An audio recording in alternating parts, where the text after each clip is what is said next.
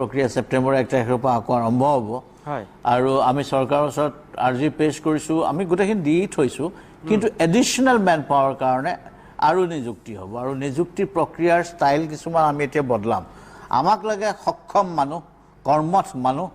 আমাক যিটো পোষ্টত যি ধৰণৰ মানুহ লাগে আমি তেনেকুৱা লাগে আমাক এতিয়া কম্পিউটাৰ এক্সপাৰ্টছ লাগে চাইবাৰ ক্ৰাইম ইত্যাদিবিলাকৰ ক্ষেত্ৰত আমাক পাব্লিকৰ কাৰণে বা আগবাঢ়িবৰ কাৰণে আমাক উইমেন এণ্ড চাইল্ড অৰিয়েণ্টেড ক্ৰাইমছৰ কাৰণে আমাক এটা বিশেষ ধৰণৰ মানুহ লাগে আমাক চাইণ্টিফিক ইনভেষ্টিগেশ্যনৰ কাৰণে বিশেষ ধৰণৰ মানুহ লাগে কিন্তু যুদ্ধ কৰিবলৈ আমাক বেলেগ ধৰণৰ মানুহ লাগে গতিকে আমাক যুদ্ধ কৰিবলৈ পণ্ডিতবোৰ নহ'লেও হ'ব আমাক গতিকে আমি এতিয়া টাফ ল'ৰা লাগে টাফ ছোৱালী লাগে বীৰাংগনা বনাম আমি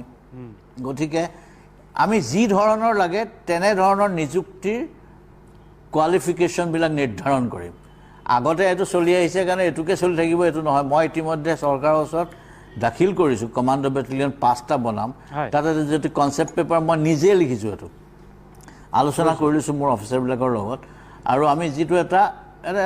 এইটো কেতিয়াও নোহোৱাকৈ আমি নোহোৱা কথা আমি মেট্ৰিক পাছ নহ'লেও হ'ব কমাণ্ডো হ'বলৈ মোক লাগে স্বাস্থ্য মোক লাগে তাৰ সাহস অদম্য দুৰ্যয় এটা অসমীয়া যুঁজাৰু ল'ৰা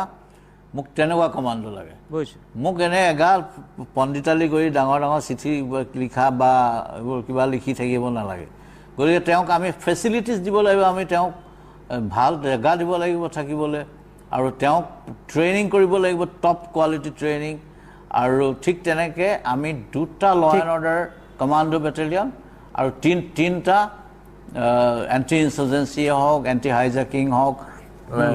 আৰ্বান ৱাৰফেয়াৰ হওক ইত্যাদি ধৰণত লাগিব কাৰণে আমি তেনেধৰণৰ কমাণ্ডো ঠিক আছে গতিকে সেইখিনি কৰিবলৈ যাওঁতে আমি কোৱালিফিকেশ্যন তেনেধৰণে আমি নিৰ্ধাৰণ কৰিম নিশ্চয় অতি সোনকালে এইখিনিৰ কাৰণেও আমাৰ ৰিক্ৰুটমেণ্ট আৰম্ভ হ'ব ছেপ্টেম্বৰ 1 তাৰিখৰ পৰা চলি থকা ৰিক্ৰুটমেণ্টটো পুনৰ